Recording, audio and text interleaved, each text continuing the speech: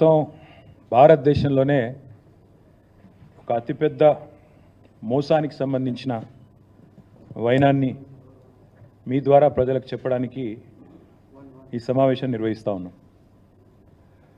నిన్న ముఖ్యమంత్రి రేవంత్ రెడ్డి గారి రంకెలు, ఆయన ప్రవర్తన, ఆయన బాడీ లాంగ్వేజు, ఆయన హావభావాలు, ఆయన గావు కేకలు, పెడబొబ్బలు ఇవన్నీ చూసిన తర్వాత నాకైతే అనిపిస్తూ ఉన్నది, ఈ రుణమాఫీ పేరిట ఏదైతే ఒక మోసానికి తెరలేపిండో రేవంత్ రెడ్డి గారు, అది పూర్తిగా బోగస్, ఒక $1 మిలియన్ జోక్గా తేలిపోయింది. కాబట్టే దాని నుంచి అటెన్షన్ డైవర్ట్ చేయడానికి ఇవాళ ఈ రకమైన విన్యాసాలు చేస్తున్నారని నేను అనుకుంటా ఉన్నా. రేవంత్ రెడ్డి కాంగ్రెస్ పార్టీ చెప్పిన ఈ రుణమాఫీ ఏదైతే ఉందో ఇది స్వతంత్ర భారత చరిత్రలోనే అతిపెద్ద ద్రోహం రైతులకి. మేనిఫెస్టోలో మాట ఇచ్చి డిసెంబర్ 9 నాడే 2 లక్షల రుణమాఫీ అని చెప్పి చేసిన అతిపెద్ద మోసం ఈ రుణమాఫీ. ఒక దారుణమైన దగ, ఒక మాయ, రైతన్నలతో ఒక క్రూరమైన పరిహాసం ఆడిన మరి పరిస్థితి ఈరోజు కాంగ్రెస్ పార్టీది. ఒక మాటలో చెప్పాలంటే అడ్డగోలు ఆంక్షలు, అర్థం లేని షరతులు, కొర్రీలు, కూతలు, కోతలు, మొత్తంగా చెప్పినట్టయితే అన్నదాతలను నిండా ముంచిన పరిస్థితి ఈ రుణమాఫీ ద్వారా. అర్హులైన రైతుల్లో కనీస సగం మంది కూడా కాలేదు. ఇక్కడ మొదటి విషయం మీకు చెప్పాల్సింది, రుణమాఫీ అని ప్రతిపాదన పెట్టినాడు ఎక్కడ స్టార్ట్ అయింది స్టోరీ ఇది? రేవంత్ రెడ్డి గారు కాంగ్రెస్ పార్టీ ఎన్నికలకు ముందు ఏం చెప్పారు? డిసెంబర్ 9 నాడు, వీడియో మీరు అందరూ చూసే ఉంటారు, మళ్ళీ చూపెట్టి నేను మీకు బోర్ చేయను, సోషల్ మీడియా అంతా తెలుసు. డిసెంబర్ 9 నాడు ఒకటే రోజు ఒకటే సంతకంతో అర్జెంటుగా 2 లక్షల రుణమాఫీ చేస్తా అని చెప్పింది రేవంత్ రెడ్డి. ఒకే సంతకంతో, సింగిల్ స్ట్రోక్లో. రెండో మాట ఏమన్నారు ఆయన? నిన్న మొన్నటిదాకా కేసీఆర్ గారు ₹1,00,000 రుణమాఫీ ఏదైతే చేసినారో ఆ రుణమాఫీ పొందిన వాళ్ళు కూడా మీరు అర్జెంటుగా బ్యాంకుకు పోండి, వెంటనే 2 లక్షలు తెచ్చుకోండి, నేను వస్తున్నా, డిసెంబర్ 9 నాడు రుణమాఫీ చేస్తున్నా అని చెప్పిందే రేవంత్ రెడ్డి గారు. అయితే ఈ 2 లక్షల రుణమాఫీ అనే మాట వచ్చినప్పుడు చాలామంది మిత్రులు, రైతులు కానీ, జర్నలిస్టులు కానీ చాలామంది ఆలోచన చేసినారు, 2 లక్షల రుణమాఫీ అంటే ఎంత అవుతుంది, ఎంత అవుతుంది అన్నప్పుడు ఇదే రేవంత్ రెడ్డి గారు చెప్పారు. అది కూడా వీడియో ఉంది, మీకు కావాలంటే ప్లే చేస్తా. 40,000 కోట్ల రూపాయలు. ఏ పాటిదయ్యా 40,000 కోట్లు? ఒక్క సంవత్సరం నేను కడుపు కట్టుకుంటే చాలు 40,000 కోట్లు అనాయాసంగా కట్టేస్తా. ఇది ఆయన నోట్లోంచి వచ్చిన మాట, కావాలంటే మీకు ప్లే చేసి చూపెడతా. ఒక్క సంవత్సరం నేను కడుపు కట్టుకుంటే, అవినీతికి పాల్పడకపోతే, ఆయన అన్న మాట రేవంత్ రెడ్డి, మీకు పంపిస్తా కావాలంటే అందరికీ. ఒక్క సంవత్సరం కడుపు కట్టుకుంటే 40,000 కోట్లు అట్ట కట్టేయచ్చు అనాయాసంగా, ఇది ఆయన చెప్పిన మాట. దాని పర్యవసానంగా పేపర్లు రాసింది ఆనాడు. ఏం రాశారు? ఇది సాక్షి పత్రిక. 40,000 కోట్ల రూపాయలతో రుణమాఫీ. ఎట్లా వచ్చారు ఈ అంచనాకు? రేవంత్ రెడ్డి గారు ఏ రోజైతే చెప్పారో ఒక సంవత్సరం కడుపు కట్టుకుంటే 40,000 కోట్ల రుణమాఫీ ఈజీగా చేయొచ్చు అని చెప్పిండో, ఇక ఇది 40,000 కోట్ల లెక్క. ఎట్లొచ్చిండ్రా లెక్కకి? సీఎం చెప్పారు, మొత్తంగా ఎన్నికల వేళ ఏమేం చెప్పిండ్రో అవన్నీ లెక్కలేసి చాలా వివరంగా క్రోడీకరించి పెట్టిండ్రు 40,000 కోట్లకు. సరే, మరొక పత్రిక ఏం చేసింది? 40,000 కాదు 35,000 కోట్లు అవుతుంది అని చెప్పి ఈనాడు పత్రిక. ఇక్కడ సాక్షి రాస్తే మళ్ళీ సాక్షి రాసింది వాళ్ళకి ఏదో ఎజెండా ఉందంటారు, అందుకే ఈ పత్రిక కూడా వచ్చిన. ఈనాడు పత్రిక వీళ్ళు ఏమన్నారు? 40,000 కాదు 35,000 కోట్లు అవుతుంది. 35,000 కోట్లు ఎట్లా? సో రేవంత్ చెప్పిందేమో 40,000 కోట్లని, దానికి ఆధారంగా ఒక పత్రిక రాస్తే తర్వాత 35,000 కోట్ల సేకరణ ఎట్లా అని చెప్పి కసరత్తు జరుగుతోంది అంటూ ఈనాడు పత్రిక రాసిన మాట. తదనంతరం మళ్ళీ కొద్ది కాలం కాగానే మరి జూలై మాసం రాగానే లెక్క మారింది. ఎలక్షన్ అయిపోయింది, లెక్క మారింది. 40,000 కోట్లు పోయింది, 35,000 కోట్లు పోయింది, లెక్క మారింది. 31,000 కోట్లతోనే రుణమాఫీ అని క్యాబినెట్ తీర్మానం చేసింది అని పత్రికలు రాసినాయి. అది కూడా పత్రికలు రాయడంతో పాటు ముఖ్యమంత్రి గారు కూడా ట్వీట్ చేశారు. ఏమని? మా క్యాబినెట్ రైతులకు ఇచ్చిన మాట ప్రకారం 31,000 కోట్లు మాఫీ చేయాలని నిర్ణయం తీసుకున్నాము, ఇది క్యాబినెట్ తీర్మానమని తెలంగాణ చీఫ్ మినిస్టర్స్ ఆఫీస్ నుంచి అఫీషియల్ హ్యాండిల్ నుంచి వారు చేసిన ట్వీట్. అంటే పచ్చి మోసము దగాని ఎందుకంటున్నా అంటే ఎన్నికలకు ముందేమో ప్రతి రైతుకు రుణమాఫీ చేస్తా, ప్రతి రైతు అర్హుడే, రేషన్ కార్డు నిబంధన లేదు, ఇన్కమ్ ట్యాక్స్ నిబంధన లేదు, ఏ షరతులు లేవు, అందరికీ అన్నీ. ఎన్నికలు అయిపోగానే కొందరికే కొన్ని కొరీలు పెట్టడం, ఆంక్షలు పెట్టడం, కోతలు పెట్టడం. ఎన్ని మాటలు అన్నారు అన్నాడు? రుణం తీసుకున్న ప్రతి ఒక్కరూ అర్హుడే, రుణం కనుక మీరు తీసుకోకపోతే అర్జెంటుగా తెచ్చుకోండి, పరుగున బ్యాంకు పోండి, తెచ్చుకొని 2 లక్షలు తెచ్చుకోండి, నేను చేస్తా అన్నారు. కానీ వాస్తవం ఏంటి ఈరోజు? ఇవాళ వాస్తవం ఏంటి అంటే ఈరోజు పేపర్లు ఇది రాస్తున్నాయి. ఇది మా పరకాల, మా ఎక్స్ఎమ్మెల్యే ధర్మారెడ్డి గారు ఇక్కడే ఉన్నారు. పరకాల నుంచి ధర్మారెడ్డి గారు తెచ్చింది ఇది, అక్కడి లోకల్ పత్రిక. మేము కూడా ఉన్నామని మమ్మల్ని గుర్తించండి అంటూ అదే ఈనాడు పేపర్ మళ్ళీ ఒక పెద్ద రైటర్, మమ్మల్ని గుర్తించట్లేదు, ఆంక్షలు పెట్టి కట్ చేస్తున్నారు అంటూ వాళ్ళ బాధలు రైతుల ఫోటోలతో సహా బాదావత్ కిరణ్ కుమార్ ఇంకా చాలామంది వివరాలు, ఎంతమందికి అయింది రుణమాఫీ, ఇంకెంతమందికి కాలేదు అంటూ మేమున్నామని గుర్తించండి అంటూ రైతులు ఒకవైపు ఇట్లా వాపోతున్నారు. ఇంకొకటి ఇక్కడ విచిత్రం ఏంటంటే రుణమాఫీ ఇప్పుడు చూస్తే లెక్కలు చూస్తే ఉద్యోగికి కట్ రుణమాఫీ, పెన్షనర్కు కట్, ఇన్కమ్ ట్యాక్స్ కట్టిన వాళ్ళకు కట్, రేషన్ కార్డు లేకుంటే కట్. ఇవన్నీ చెప్పినరా ముందు? ఏవీ లేదు. అప్పుడు 40,000 కోట్లు, ఇప్పుడేమో మొత్తం కటింగ్ల మాస్టర్ లాగా. సీఎం అంటే నిజానికి చీఫ్ మినిస్టర్, కానీ సీఎం అంటే కటింగ్ మాస్టర్ లాగా అయిపోయింది ఇప్పుడు పరిస్థితి. అన్ని కటింగ్లు పెట్టడమే. ఎట్లా రుణమాఫీని కట్ చేసి 40,000 కోట్ల నుంచి తగ్గించాలా, ఎట్లా ఏదో ఒక రకంగా చేసినామని పోజులు కొట్టాలా. ఇది ఈరోజు రేవంత్ రెడ్డి గారి ప్రభుత్వం చేస్తున్న వైఖరి. 60% మందికి ఎగ్గొట్టి 60% మందికి ఎగ్గొట్టి ఇవాళ కేవలం 40% చేసి 100% అని చెప్పుకుంటున్న మొట్టమొదటి ముఖ్యమంత్రి రేవంత్ రెడ్డి. ఇంతకు మించిన దగ, ఇంతకు మించిన మోసం, ఇంతకు మించిన రైతు ద్రోహం మరొకటి ఉండనే ఉండదు. 1,25,00,000 కొర్రీలు, దిక్కుమాలిన ఆంక్షలు, ఇవేవి చెప్పలేదు ఎన్నికలకు ముందు. చెప్పకుండా మోసం చేసి ఈరోజు కొర్రీలు పెట్టి ఆంక్షలు పెట్టి రైతు రుణమాఫీని రైతులను బ్యాంకు చుట్టూ తిరిగే విధంగా, అధికారుల చుట్టూ పరిభ్రమించే విధంగా, అధికారులకు మొరబెట్టుకునే విధంగా ఇగో ఇది మేమున్నామని గుర్తించండి అంటూ అధికారుల చుట్టూ బ్యాంకుల చుట్టూ రైతులు పడిగాపులు కాచే విధంగా చేసి పరిహాసం ఆడి రైతులతో మళ్ళీ ఇవాళ రంకెలు వేస్తున్నారు. అంకెలు మార్చారు, రంకెలు వేస్తున్నారు, తేదీలు మార్చినారు. మొదలు డిసెంబర్ 9, తర్వాత 15 ఆగస్టు, ఇవాళ 15 ఆగస్టు పోయింది, ఇవాళ 16 ఆగస్టు. అందుకే మేము కూడా వెయిట్ చేసినాం. సీఎం చెప్పిండు కదా 15 ఆగస్టు అని, అందుకే మేము కూడా వెయిట్ చేసినాం పేషెంట్గా. 15 ఆగస్టుకు చేస్తాడేమో అనుకున్నాం, కానీ నిన్న ఆయన మాటలు చూస్తే చాలా క్లియర్గా కనబడతా ఉంది.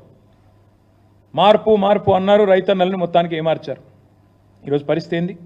అసెంబ్లీ ఎన్నికలకు ముందు ఓట్లకు ముందేమో మొదటి మోసం, లోక్సభ ఓట్లకు ముందేమో దేవుళ్ళ మీద ఒట్లు పెట్టి రెండో మోసం, కేసీఆర్ మీదనేమో ద్వేషం, సకల జనులకు మోసం.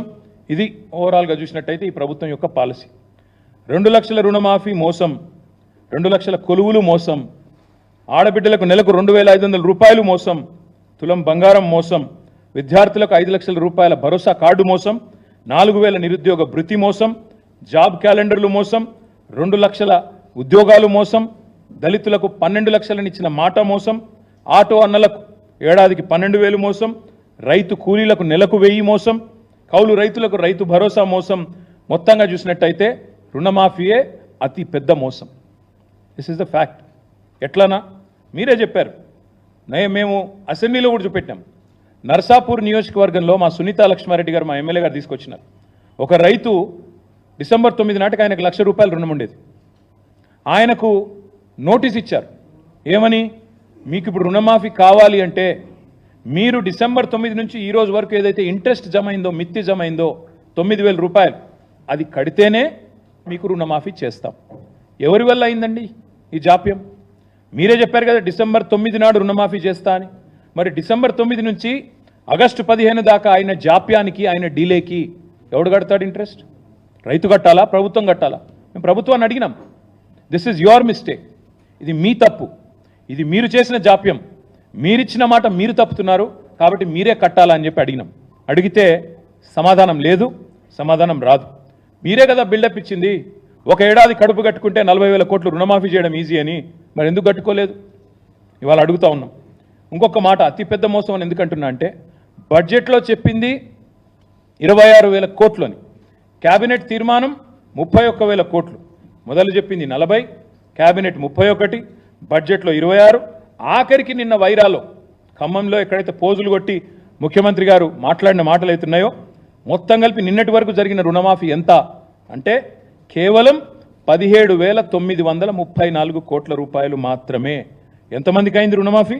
22,37,848 మంది రైతులకు మాత్రమే. మళ్ళొకసారి చెప్తా ఉన్నా, 17,934 crore ఓన్లీ నిన్నటిదాకా జరిగింది. ఎంతమందికి అయింది? 22,37,848 ఫార్మర్స్ మాత్రమే. ఇది చేసి 15 ఆగస్టు లోపల పూర్తి చేస్తామని దేవుళ్ళ మీద ఒట్టుపెట్టి మళ్ళీ చిల్లర మాటలు, చిల్లర కూతలు. ఇందులో కూడా ఎన్ని వస్తాయో, ఎన్ని ఖాతాల్లో పడతాయో, దానికి సంబంధించి ఎన్ని కటింగులు ఉంటాయో ఎవరికి తెలియదు. మేము ఏం చేసామో అది కూడా చెప్పాలి ఒక్క నిమిషం. బీఆర్ఎస్ ప్రభుత్వం ఆనాడు మొదటి దఫా 2014 to 18 మధ్యలో చేసిన రుణమాఫీ ఒకటే టర్ములో మేము చేసింది 35 lakh ఫార్మర్స్కి, 35 లక్షల మంది రైతులకు 17,000 కోట్ల రుణమాఫీ చేశాం. నేను ముఖ్యమంత్రిని అడుగుతా ఉన్నా, మేము మొదటి టర్ములో ₹1,00,000 వరకే రుణమాఫీ చేస్తే 35 లక్షల మంది రైతులకు 17,000 కోట్ల రుణమాఫీ కేవలం ₹1,00,000కి. మరి ఇలా 2 లక్షల రుణమాఫీకి నీ లెక్క ప్రకారం ఎట్లా సేమ్ అమౌంట్ అవుతుంది? ఎట్లా 17,934 కోట్లు మాత్రమే అవుతుంది? చెప్పాలా? రైతులకు సంతృప్తికరంగా వివరణ ఇవ్వాలా? ఈ ఒక్క లెక్క చాలు. కాంగ్రెస్ రుణమాఫీ ఎంత దగానో, ఎంత వంచననో, ఎన్ని రకాల ఆంక్షలు, ఎన్ని రకాల కొర్రీలతో, ఎన్ని రకాల కోతలతో, ఎన్ని లక్షల మంది రైతులను ముంచినో చెప్పడానికి ఇది ఒక్కటి చాలు. ఇంకా నికృష్టమైందంటే మేమున్నప్పుడు రుణమాఫీ చేశాము, రైతు బంధు కూడా వేసాము. రుణమాఫీ చేసినాము, రైతు బంధు కూడా వేసినాం. మేము మొత్తంగా చేసింది చూస్తే 72,000 కోట్ల రైతు బంధు అకౌంట్లో డిపాజిట్ చేశాం. అట్ ద సేమ్ టైం దాదాపు 30,000 కోట్లు మేము రుణమాఫీ చేశాం. అంటే 1,00,000 కోట్లు రైతులకు రుణమాఫీ రూపంలో, రైతు బంధు రూపంలో ఇచ్చింది బీఆర్ఎస్ ప్రభుత్వం. నువ్వేం చేసినావు? ఈరోజు పేరుకేమో చెప్పేది 17,000 కోట్ల రుణమాఫీ చేసినాను, కానీ వానాకాలానికి ఇవ్వాల్సిన రైతు భరోసా 11,400 కోట్లు అది ఎగ్గొట్టినావు కదా, ఇప్పటివరకు ఇవ్వలేదు కదా. కేసీఆర్ ఉన్నప్పుడు జూలైలో వచ్చేది రైతు బంధు, ఇలా వచ్చిందా? రాష్ట్రంలో రైతులకు తెలవదా? ఇవాళ ఇచ్చే సూచన ఉందా? కనీసం లేదు. మొన్న యాసంగిలో ఎకరానికి 7,500 ఇవ్వలేదు, ఎగ్గొట్టారు. అప్పుడు 5,000 ఇచ్చినారు, అప్పుడు ఒక 4,000 కోట్లు ఎగ్గొట్టారు. ఇప్పుడు మళ్ళీ రైతు భరోసా కింద ఓవరాల్గా ఇవ్వాల్సిన 15,000 కోట్లలో మీరు ఓవరాల్గా చూస్తే ఆ 15,000 ఇవ్వలేదు, ఇప్పుడు 17,000 ఇచ్చి పోజు కొడతా ఉన్నారు. అందుకే అంటున్నా, ఇది దగ, మోసం. రైతులను నమ్మించి గొంతుకోసి, తడిగుడ్డతో గొంతుకోసిన వాడు రేవంత్ రెడ్డి, కాంగ్రెస్ పార్టీ. మేము ఇప్పుడే నేను చెప్పాను, రుణమాఫీ, రైతు బంధు కలిపి మేము ఇచ్చింది 1,00,000 కోట్లు 9.5 ఏళ్లలో. మీరు ఇవాళ ఇచ్చింది కేవలం 17,000 కోట్లు. ఈ లెక్క కరెక్టా కాదా చెప్పాలని చెప్పి నేను డిమాండ్ చేస్తా ఉన్నాను. చారానా కోడికి బారానా మసాలా అని తెలంగాణలో సామెత. ఇక దీనికి మళ్ళా ఇక ఇంత పెద్ద ప్రకటనలు, ఇంత మార్పు ప్రారంభమైంది, మన్ను ప్రారంభమైంది, ఇక దానికి మన ముఖార విందాలు, ప్రచారాలు, ఇదొకది. అంటే నవ్విపోదురు కాక నాకేం సిగ్గని, ఏకకాలంలో రుణమాఫీ అని ఎవడన్నా 3 సార్లు ప్రకటన ఇస్తాడు నాకు తెలియక అడుగుతా. ఏకకాలంలో రుణమాఫీ అయితే ఏకకాలంలో ప్రకటన ఇవ్వాలి, ఒకటిసారి ఇవ్వాలి. 3 సార్లు ఒకటే దానికి. అదే సినిమాలో చెప్పినట్టు, నేను చెప్తే బాగున్నది ఇప్పుడు, కానీ అదే సినిమాలో చెప్పినట్టు పాత కూడా కొత్త సున్నం వేసినట్టు మళ్ళీ గదే పాత కూడా గదే కొత్త సున్నం. గతంలో అనుభవం ఉండి ఉంటుంది ముఖ్యమంత్రి గారికి. కాబట్టి ఇవాళ నీ అడ్డమైన ఫీట్లు చూసి Guinness book of world records వాళ్ళు కూడా ఆగమవుతున్నారు. అమ్మా ఇట్లా కూడా చేయొచ్చా, ఇన్ని రకాల మోసాలు చేయొచ్చా అని. అట్లాంటి పరిస్థితి ఉన్నది ఇవాళ. నేను ఇవాళ ముఖ్యమంత్రి గారు నేను ఒకటే అడుగుతా ఉన్నాను. నిన్న చాలా రంకెలేసినాడు, ఫ్రస్ట్రేషన్లో పాపం కొండలరెడ్డి గారి పర్యటన విజయవంతమైంది, రేవంత్ రెడ్డి గారిది ఆయనతో అయినట్టు లేదు. ఆస్ట్రేలియా పర్యటన కొండలరెడ్డి గారిది బాగా విజయవంతమైనట్టుంది, చూస్తుంటే వర్కౌట్ అయినట్టుంది. మరి రేవంత్ రెడ్డి గారిది ఆ స్థాయిలో అయినట్టు లేదు, కాబట్టి ఫ్రస్ట్రేషన్ బాగా పెరిగినట్టుంది. ఆయన యాబ్సెన్స్లో ఇక్కడ తిరుపతి రెడ్డి గారు బాగా ప్రచారం జరిగింది. మరి కుటుంబంలో మిగతా సభ్యులు దూసుకొని పోతున్నారన్న బాధనా, లేకపోతే ఇక్కడ బట్టి గారు ఆయన లేనప్పుడు బాగా తిరిగిండన్న భయమా, లేకపోతే అధిష్టానం ఏమన్నా అదిలిస్తుందా అని, లేకపోతే ఇంకేమన్నా మాకు అర్థం కాల ఫ్రస్ట్రేషన్. ఆయన రంకెలు, ఆవేశం చూస్తుంటే నాకు నిజంగానే డౌట్ వస్తున్నది. ఆయన మాట్లాడే మాటలు నిజంగా, ఎందుకంటే నేను అమెరికా పోయిండు, వచ్చిండు, 15 ఆగస్టు నాడు స్పీచ్ ఇచ్చిండు. నేను వింటా ఉంటే నిన్న ఏమైనా మంచి ముచ్చట్లు చెప్తాడేమో ముఖ్యమంత్రి అని. చాలా విచిత్రమైన విషయం చెప్పింది. బాక్రా నంగల్ ప్రాజెక్టు తెలంగాణలో ఉంది. మాకు తెలియదు ఇన్ని రోజులు. మేము పిచ్చోళ్ళ లెక్క ఆడిపోతున్నాం ఉత్తర భారతదేశానికి. మాకు తెలిస్తే ఇక్కడికే పోతుంటే ఇంత గొప్ప ముఖ్యమంత్రి మాకు ఇచ్చినందుకు కాంగ్రెస్ పార్టీకి ధన్యవాదాలు. ఎందుకంటే విచిత్రంగా ఉంది మాకు ఈ రుణమాఫీ విషయం. నేను అందుకే ముఖ్యమంత్రి గారిని సూటిగా సవాల్ చేస్తా ఉన్నాను. రేవంత్ రెడ్డి గారు, నీకు చిత్తశుద్ధి ఉంటే నిజంగానే నువ్వు చెప్పిన మాటల్లో ఒక్క 1% నిజం ఉన్నా నీ నియోజకవర్గానికే పోదాం రా. సెక్యూరిటీ లేకుండా, భద్రత లేకుండా రా. మీడియాని తీసుకొని పోదాం. మీడియాని తీసుకొని మంచిగా లైవ్ టెలికాస్ట్ కిట్లను తీసుకొని పోదాం. నీ కాన్స్టిట్యున్సీకి పోదాం. ఊరు కూడా నీ ఇష్టం, మండలి నీ ఇష్టం, ఊరు నీ ఇష్టం. రైతు వేదికలు కట్టిండు కేసీఆర్ మంచిగా. రైతులను కూర్చోబెట్టు. ఒక్క రైతు వేదికలో నన్న రైతులు కనుక 100% రుణమాఫీ అయిందంటే నేను అక్కడే నా రాజీనామా పత్రం స్పీకర్ గారికి పంపిస్తా. రాజకీయం వదిలేసి శాశ్వతంగా ఇంట్లో కూర్చుంటా. ఒక్క ఊర్లో, ఏదన్నా ఒక్క ఊర్లో చెప్పిస్తావా? నువ్వు చెప్పిన దానిలో వాస్తవం ఉందా? నువ్వు చెప్పిన లెక్క ప్రకారం రైతులు రుణమాఫీ జరిగిన విషయం వాస్తవమే అయితే కొడంగల్లో ఏ ఊరో నువ్వే డిసైడ్ చేయి, పోదాం. కేవలం కొడంగలే కాదు, మేము వదిలిపెడతాం అనుకుంటున్నామేమో. మా నాయకులందరికీ నేను ఈరోజు పిలిపిస్తా ఉన్నా ఈ పత్రికా సమావేశం ద్వారా. రాష్ట్రంలోని ప్రతి నియోజకవర్గంలో మేము చాలా ఊర్లు తిరుగుతాం ఇప్పటి నుంచి. ఈ పచ్చి మోసం ఏదైతుందో దీన్ని ఎండగట్టడానికి బీఆర్ఎస్ పార్టీ నాయకత్వం. మొన్న మా తమ్ముడు వివేక్ గారు ఎట్లా కుత్బుల్లాపూర్ రూరల్ మండల్లో ఎంతమంది ఉంటే ఎంతమందికి అయిందో మొన్నొచ్చి ఇక్కడ ప్రెస్ మీట్ పెట్టి మరీ లెక్క చెప్పినాడు. రుణమాఫీ విషయంలో 1000 మంది ఉంటే కేవలం 100 మందికి ఇచ్చి మేము మొత్తం కంప్లీట్ చేసినామని పోజులు కొడితే ప్రధాన ప్రతిపక్షంగా మా బాధ్యత మీ వాదనలోని డొల్లతనాన్ని ఎండగట్టడం. ముఖ్యమంత్రికి నిజంగా దమ్ముంటే ఆయన నా సవాల్ స్వీకరించాలి. Let him accept this challenge. Kodangal పోదాం, లేదా నీ ఇష్టం ఉమ్మడి పాలమూరు ఏ కాన్స్టిట్యున్సీకైనా పోదాం, నీ ఇష్టం. సొంత ఊరు కొండారెడ్డిపల్లికైనా పోదాం. ఆ ఊళ్ళో అయినా 100% రుణమాఫీ అయిందా నువ్వు రుజువు చేయి. అక్కడ ఉన్న రైతులందరినీ కూర్చోబెడదాం. మీడియా, సెక్యూరిటీ వద్దు, ఆఫీసర్లు, చీఫ్ సెక్రటరీలు, భయపెట్టేటోళ్ళు, బ్యాంకర్లు ఎవరొద్దు. మీడియా నువ్వురా, నేను వస్తా మా పార్టీ నుంచి రైతులతో చెప్పిస్తే అక్కడనే మీడియాకి నా రాజీనామా ఇచ్చి రాజకీయ సన్యాసం. మళ్ళీ మీరు నా ఇంటర్వ్యూ కూడా మళ్ళీసారి ఇవ్వాల్సిన అవసరం ఉండదు, మీకు కూడా బాధ ఉండదు. అట్లా అక్కడే వదిలేసి వచ్చేస్తా. ఇంకొక మాట కూడా అడుగుతా ఉన్నాం రేవంత్ రెడ్డి గారిని. సగం కూడా చేయకుండా, 40% కూడా చేయకుండా సంపూర్ణంగా చేసినామని చెప్పుకోవడం అంటే ఇది సంపూర్ణంగా దిగజారడమే. ఇంతకంటే నీతి బాహ్యమైన పని ఇంకోటి ఉండదు. వాళ్ళ రుణమాఫీ కాలేదు, వాస్తవం. రైతు బంధు రాలేదు. ఎవరిని అడిగినా రైతు చెప్తాడు నీకు. ఇవాళ చాలామంది రైతుల ఆందోళనలో ఉంటే లక్షలాది మంది రుణమాఫీ కాక నువ్వేమో సంబరాలని చెప్పి సన్నాయి నొక్కులు నొక్కితే డెఫినెట్గా రైతుల్లోంచే నువ్వు ఫీల్డ్కి వస్తే నీకే తెలుస్తుంది. అందుకే అనేది నేను, సెక్యూరిటీ లేకుండా రా, అధికార గణం లేకుండా, మంది మార్బల్యం లేకుండా రా, పోదాం. కొండారెడ్డి పల్లెకి పోదామా, ఇంకో ఊరికి పోదాం. తప్పకుండా అన్ని విషయాలు రైతులే చెప్తారు. నేను మీ అందరినీ కోరేది, ఈ రుణమాఫీని ఏకకాలంలో చేస్తామని చెప్పి మోసం చేయడమే కాకుండా 8 నెలల పాటు సాగదీసి ఇప్పుడైనా మళ్ళీ ఏదో చేసినట్టు బిల్డప్ ఇస్తున్నారు. ఇది పచ్చి మోసం, పచ్చిదగా. ముఖ్యమంత్రి మీద చీటింగ్ కేసు పెట్టాలి. నిజానికి రైతులను మోసం చేసినందుకు చీటింగ్ కేసు పెట్టాలి. తప్పకుండా ఆ పని కూడా రైతులు చేస్తారని నేను అనుకుంటా ఉన్నా. ఇంకొక మాట కూడా నేను చెప్తా ఉన్నా. ముఖ్యమంత్రి గారు నిన్న చూస్తూ ఉంటే, ఆయన మాటలు చూస్తూ ఉంటే నిజంగా ఆ ఫ్రస్ట్రేషన్ ఏందో కానీ ఆయన మాట్లాడే మాటలు, ఒకటేమో బాక్రానంగల్ ఇక్కడ ఉందంటాడు, ఇంకోటేమో గూగుల్ విప్రో CEO సత్యా నాదెల్లా అంటాడు. తర్వాత ఇంకా చాలా ఉన్నాయి ఆయన మాటలు వింటూ ఉంటే. నాకైతే ఆయన మానసిక సంతులనం మీద అనుమానం ఉంది. ఆయన కుటుంబ సభ్యులకు కూడా నేను విజ్ఞప్తి చేస్తూ ఉన్నా, ఆలోచించుకోండి. ఏదో అయినట్టుంది పాపం, దయచేసి చూపెట్టండి. ఎందుకంటే రాష్ట్ర భవిష్యత్తుకు ప్రమాదం. పిచ్చోడి చేతిలో రాయిలాగా రాష్ట్రం మారితే రాష్ట్రానికి ప్రమాదం. ఆయన మరి అసహనము, ఫ్రస్ట్రేషన్ బాగా పెరుగుతోంది. ఎందుకంటే ఆయన విషయాలన్నీ బయటపడుతున్నాయి ఒక్కొక్కటిగా. బావమరిదికి అమృత్ కాంట్రాక్ట్ ఇచ్చిన విషయం బయటపడ్డది. తమ్ముడితో MOU చేసుకున్న విషయం అమెరికాలో బయటపడ్డది. ఇంకా ఒక్కొక్కటిగా చాలా బయటకు వస్తున్నాయి.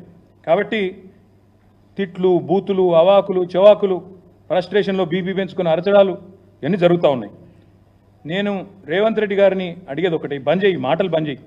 ఇలాగులో తొండలు ఇడిచి పెడతా, చెట్టుకు గట్టేస్తా, సంపేస్తా, నరికేస్తా, ఏట్లో దుంకు, ఇవన్నీ బంద్. గోళీలు ఆడతా, గుడ్లతో గోళీలు ఆడతా. నువ్వు ఆడు కాదు. నువ్వు ఇలా ఊర్లలో పోతే సెక్యూరిటీ లేకుండా రైతులే ఫుట్బాల్ ఆడతారు. నేను పక్కా దమ్ముంటే రా.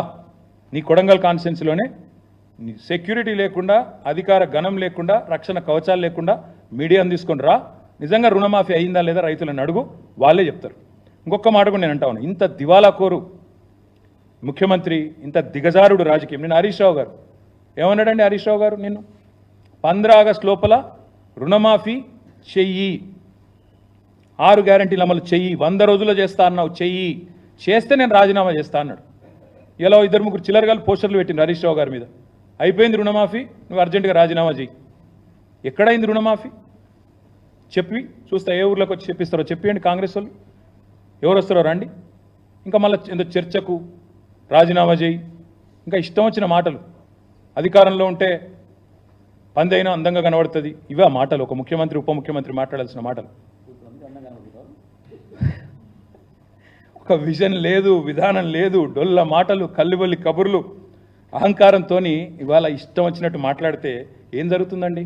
అమర్ రాజా బ్యాటరీస్ జయగల్లా గారు చెప్తున్నారు. నేను ముందే చెప్పాను, అసెంబ్లీలోనే చెప్పాను, ఒక ముఖ్యమంత్రి పిచ్చోడ్లాగా మాట్లాడితే నా రాష్ట్రం దివాలా తీసింది, అప్పులపాలైపోయింది, పైకి మంచిగున్న లోపల ఎయిడ్స్ పేషెంట్లు ఎక్కున్నది, క్యాన్సర్ పేషెంట్లు ఎక్కున్నది అని ముఖ్యమంత్రి పిచ్చోడ్లాగా మాట్లాడితే డౌట్స్ వస్తాయి స్వామి ఇన్వెస్టర్స్లో. ఆయన అన్నాడు, జయగల్లా గారు ఏమన్నారు? I'm not doubting the intent, I'm not doubting the intent, but I doubt there ability to fund or deliver on the incentives promised. అంటే ఏంది? మీ ఉద్దేశం నేను తప్పుపడతలేను, ఇస్తారా ఇయ్యరా అనుకుంటలేను, కానీ మీ దగ్గర పైసా ఉందా లేదా నాకు డౌట్ వస్తుంది. ఎందుకంటే మీరే తెల్లారలేస్తే దివాలా తీసింది, అప్పులపాలైపోయింది, క్యాన్సర్ పేషెంట్, ఎయిడ్స్ పేషెంట్ అని రాష్ట్రాన్ని తెల్లారలేస్తే ముఖ్యమంత్రి ఉప ముఖ్యమంత్రి శాపనార్థాలు పెడితే ఇట్లే ఉంటుంది మరి. అందుకే నేను వారిని అనేది, ఈ మాటలు బంద్ చేయండి. ఈ పెడదాం అనుకున్న వీడియోలు కానీ మళ్ళీ మీకు కూడా బోర్ కొడుతుందని పెట్టలేదు. కానీ నిజంగా నాకు ఆయన మానసిక సంతులనం మీద డౌట్ ఉంది. ఎట్లా తయారైందంటే సచివాలయం కింద నిజాం నిధులు ఉన్నాయంటాడు. కేసీఆర్ గారు ప్రగతి భవన్ నుంచి సొరంగం తవ్వుకొని తవ్వుకపోయింది అంటాడు. ఆడపోయినాక లంకె బిందెలు ఏది ఉన్నాయేమో వచ్చినా లేవంటాడు. తర్వాత ఇప్పుడు సడన్గా దిల్సుఖ్ నగర్లో విమానాలు దొరుకుతున్నాయి అంటాడు. బాక్రానంగల్ ప్రాజెక్ట్ తెలంగాణలో ఉందంటాడు. దావోస్కి పోతేనేమో IT is a nuclear chain reaction అంటాడు. మాకు నిజంగా డౌట్ వస్తున్నది. ఇంకా విచిత్రం, పోనీ ఇదేమో తెలియక మాట్లాడండి అనుకోవచ్చు. ఇంకోవైపు అహంకారం. గ్రూప్ అభ్యర్థులు పరీక్షలు వాయిదా వేయండి, పోస్టులు పెంచండి అంటే వాళ్ళని సన్నాసులు అంటాడు. కోచింగ్ సెంటర్లు 100 కోట్ల రూపాయలు వాటి కోసం దండలాడుతున్నట్టాడు. గౌడన్నలను చెట్టెక్కిస్తాడు, కాటమయ రక్షా కవచం మీద పెట్టి చెట్లు ఎక్కించి మీ కళ్ళ నీళ్ళని కలుపుతారని అడుగుతాడు. ఎవడన్నా ముఖ్యమంత్రి చేస్తారండి అట్లా? వాళ్ళ కులవృత్తిని వాళ్ళందరినీ అవమానించే విధంగా వాళ్ళని చెట్లు ఎక్కించేదో సర్కస్ లెక్క ఈయన కింద కూర్చొని మైకులల్లా మాట్లాడచ్చు అట్లా. ప్రైవేట్ స్కూల్లో టీచర్లు అందరూ ఇంటర్ డిగ్రీ ఫెయిల్ అయిన వాళ్ళు అంటాడు ముఖ్యమంత్రి. వాళ్ళు వీళ్ళు కాదు, ఎవరో తెలిసి తెలియక ఒక ఎమ్మెల్యేనో ఎంపీ మాట్లాడింది అనుకుంటే వేరు. ఆడికెళ్ళి వచ్చి అక్కలు ముంచుతారు, జూబ్లీ బస్ స్టాండ్ కాడ అడుక్కునే పరిస్థితి వస్తుంది అంటాడు. మళ్ళీ నిన్న బంజారాయిల్స్కి వచ్చిండు, మేము బంజారాయిల్స్ బస్ స్టాండ్ కాడ అడుక్కుంటాం. మొన్న జూబ్లీ బస్ స్టాండ్కి వెళ్ళి బంజారాయిల్స్కి వచ్చిండు. అందుకే అంటున్నా నేను, పాలననేమో చెత్తగుందని ప్రజలు చెప్తున్నారు.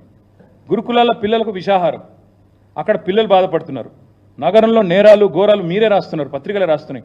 30 రోజుల్లో 28 మర్డర్లని, అవన్నీ అటుపోయినాయి. 19 సార్లు ఎక్కే విమానం దిగే విమానం అన్నట్టు ఇవాళ కూడా ఢిల్లీలో ఉన్నాడు 19వ సారి. నాకు తెలిసి ఇదొక రికార్డు. కేసీఆర్ గారు 10 నెలలు కూడా 19 సార్లు పోయినట్లేరు. ఈయన పాపం 8 నెలలనే 19 సార్లు, ఇంకెన్నిసార్లు పోవాలనో. లక్షల లగ్గాలు అవుతున్నాయి. ఇప్పుడు 18 నాడు ఇప్పుడు నాకు 2-3 కార్డులు ఇచ్చారు మా వాళ్ళు వచ్చి. 1 తులం బంగారం వేయాలి ఇప్పటి వరకు. 70 తులం బంగారం అద్దెక్కు లేదు. ఇక చెప్తే ఇంకా చాలా ఉన్నాయి. కానీ అట్లా ఒక్కటి కాదు. ఇప్పుడు నేను అనేదల్లా ఒక్కటే, రుణమాఫీ అని చెప్పి మోసం చేసినందుకు 40,000 కోట్ల నుంచి 31,000, 35 చేసి 35, 31 చేసి నిన్నటికి నిన్న 17,934 కోట్లు మాత్రమే జరిగింది. This is according to his own cabinet decision which was 31,000 crore. 17,934 crore is I think about 46%. So ఇది ఏ రకమైన రుణమాఫీ, ఇది ఏ రకమైన చరిత్ర? నాకు అందుకే వీళ్ళకి అర్థమైందో లేదో కానీ నాకు తెలిసి రాహుల్ గాంధీ గారికి అర్థమైంది. ఇదేదో మోసం ఉంది అని చెప్పి ఆయన కూడా మీటింగ్కి రాలేదు. రమ్మన్నాడు మీటింగ్కి, ఆయన కూడా డుమ్మా కొట్టిండు. ఇదేదో మోసం ఉంది, ఆడికి వస్తే రైతులు ఏమైనా అంటారేమో అని చెప్పి మొత్తంగా తప్పించుకున్నాడు. ఒక ఎగ్జాంపుల్ మీకు చెప్తాను, ఎందుకంటే ముఖ్యమంత్రి జిల్లా కాబట్టి చెప్తున్నా. ముఖ్యమంత్రి సొంత జిల్లాలో, ముఖ్యంగా మహబూబ్ నగర్ జిల్లాలో ఇప్పటివరకు నాకున్న సమాచారం మేరకి రుణం తీసుకున్న రైతులు, అంటే మహబూబ్ నగర్ కొత్త జిల్లా, పాత జిల్లా కాదు, ఉమ్మడి జిల్లా కాదు, 1,72,433 ఉంటే ఇప్పటి వరకు 3 విడతల్లో రుణమాఫీ అయింది కేవలం 71,053 మందికి మాత్రమే. మళ్ళీ let me repeat it. Mahabub Nagar జిల్లా ఈ రోజున్న మహబూబ్ నగర్ ఏదైతే ఉందో అక్కడ రుణం తీసుకున్న రైతులు, లోన్ తీసుకున్న రైతులు 1,72,433 ఉంటే ఈ 3 ఇన్స్టాల్మెంట్స్లో మొత్తం ఇప్పటిదాకా మాఫీ అయింది 71,000కి మాత్రమే. అంటే ఇంకా 1,00,000 మందికి పైగా రైతులు ఒక్క మహబూబ్ నగర్ జిల్లాలో వెయిట్ చేస్తూ ఉన్నారు. ఇంకా ఖమ్మం జిల్లా తీసుకుంటే, ఎందుకంటే ఉప ముఖ్యమంత్రి గారి జిల్లా, అక్కడ రుణం తీసుకున్న వాళ్ళు రైతులు 1,57,157 రైతులు, 3,73,157. 3 ఇన్స్టాల్మెంట్స్ ఇప్పటిదాకా కలిపి మొత్తం రుణమాఫీ అయింది ఎంతమందికి అంటే 1,15,600 మందికి, అంటే 30%కి అయింది. సీఎం సొంత జిల్లాలో 41%, డిప్యూటీ సీఎం సొంత జిల్లాలో 30%. ఇక దీనికి మళ్ళా హరీష్ రావు రాజీనామా చేయాలి, మేమేదో చేసేసినాం, పొడి చేసినాం. అందుకే ఈ దిగజారుడు రాజకీయాలు బంద్ చేయండి, దిక్కుమాలిన కారు కూతలు కుయ్యకండి. మీరు ఎంత అరిచినా, ఎన్ని కుప్పిగంతులు వేసినా టీఆర్ఎస్ ఎక్కడికి పోదు, మీ కళలు నెరవేరవు.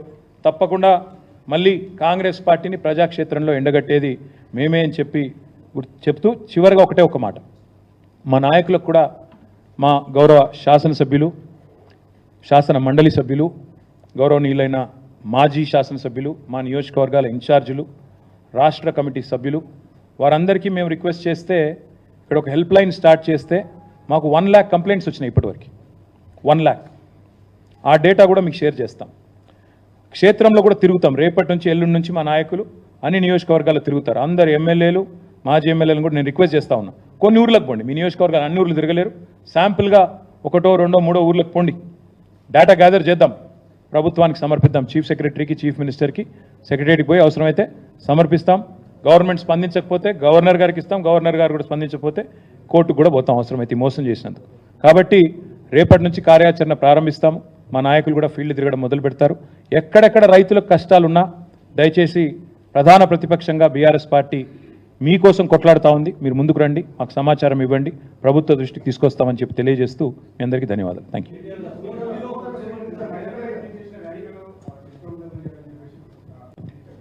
నేను యథాలాపంగా నిన్న మాట్లాడుతూ ఒక మాట అన్నాను. నేను దానికి ఆల్రెడీ మా సోదరీమణులందరికీ నేను క్షమించమని కూడా అడిగినాను. కాబట్టి నేను ముందుకు వచ్చి ఆ మాట చెప్పినాను. నేను మరి రేవంత్ రెడ్డి గారిని అడుగుతాను, మీరు మాట్లాడిన పనికిమాల మాట, సవితక్క గురించి కానీ, సునీతక్క గురించి కానీ, కోవ లక్ష్మక్క గురించి కానీ మీకు ఆ ఇంగితం కానీ, సంస్కారం కానీ ఉందా? నేను నిన్న యథాలాపంగా నోరు జారాను, మాట్లాడాను. ఎస్, ఐ అగ్రీ అన్నాను. హుందాగా మా చెల్లెల్ని, మా అక్కల్ని మాట ఏదైతే మాట్లాడాను దానికి క్షమాపణ అడిగాను. నీకు ఆ సంస్కారం ఉందా? ఉంటే చెప్పు.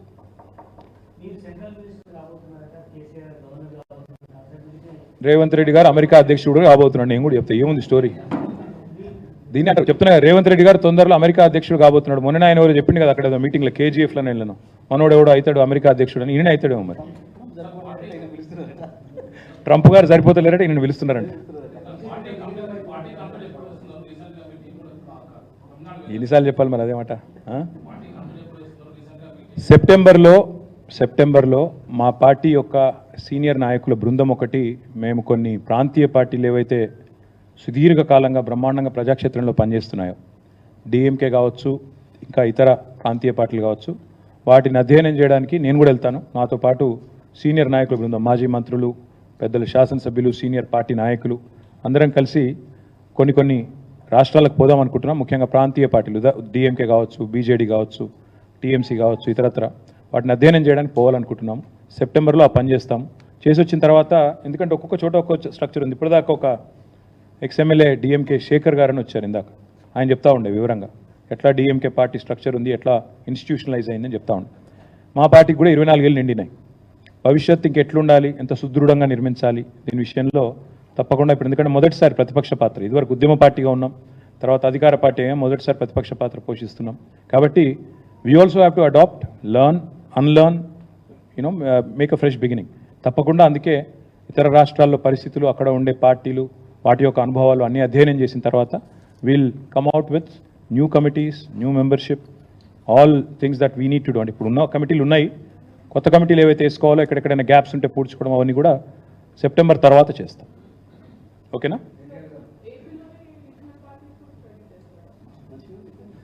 మంచి ఎక్కడున్నా నేర్చుకోవడం తప్పే ఉంది. డెఫినెట్గా Telugu Desam party and YSRCP party రెండు కూడా రీజనల్ స్ట్రాంగ్ పార్టీసు. వాటిలో కూడా I'm sure there are lot of things that we can pick up from. So Telugu Desam has been around 40 years నుంచి ఉంది తెలుగుదేశం. తర్వాత మన వైఎస్ఆర్సీపీ కూడా I think it's about 15-year-old now. So I'm sure there are things that we can learn from them as well. We may not go to AP, but we can learn from them because they are all here anyway. So we can obviously learn from them.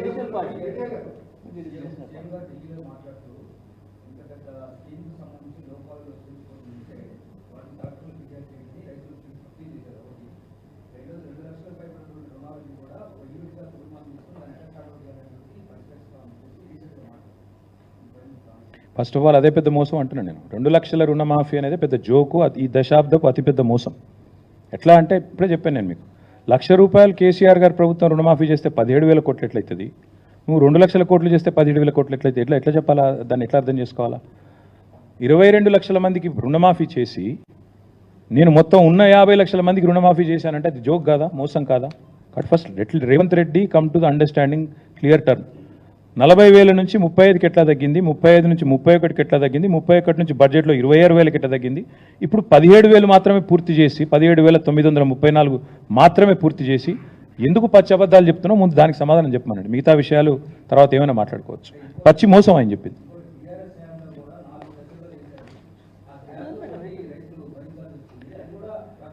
BRS ఎన్నడూ కూడా ఏకకాలంలో చేస్తామని మీలాగా పచ్చి అబద్ధాలు చెప్పలేదు. BRS ఏనాడు కూడా మీలాగా ఫలానా రోజే సంతకం పెడతామని డైలాగులు కొట్టలేదు. ఎవడు కొట్టమన్నాడు నిన్ను?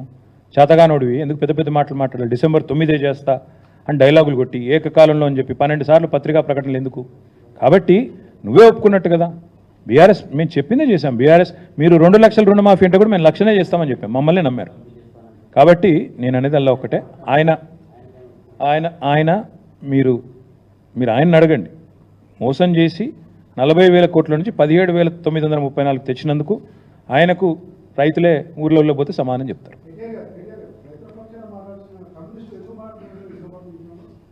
వాళ్ళని అడగాల, నాకేం తెలుసు అన్న.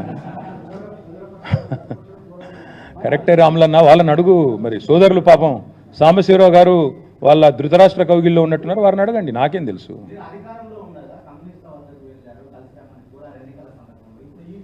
రైతుల దగ్గరికి పోతాం, కలిసి రమ్మని కొడతాం. రైతుల దగ్గరికి పోతాం. ప్రజల తరఫున ఎవరికి కలిసి వస్తానంటే కలుపుకుంటాం. ప్రధాన ప్రతిపక్షం మేము. ఎవరైనా కలిసి వస్తాం, మీతో కలిసి పని చేస్తాం. రైతుల దగ్గర మంచి పని చేస్తున్నారు, రైతుల కోసం పోరాడుతున్నారంటే కలుపుకుంటాం. తప్పేముందన్న?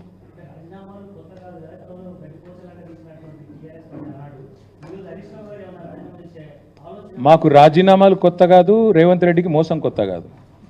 రాజకీయ సన్యాసం తీసుకుంటా అని మాట తప్పిన సన్యాసి ఎవడండి? కొడంగల్లో ఓడిపోతే రాజకీయ సన్యాసం తీసుకుంటా అని డైలాగులు కొట్టి 2018లో మాట తప్పిన సన్యాసి ఎవడు? ఇది నేను మా సోషల్ మీడియా సోదరులను అడుగుతున్నా, దయచేసి చెప్పాలని కోరుతాను. Thank you. ఎలక్షన్ వస్తుంది, రెడీగా ఉంటున్నాం బ్రదర్.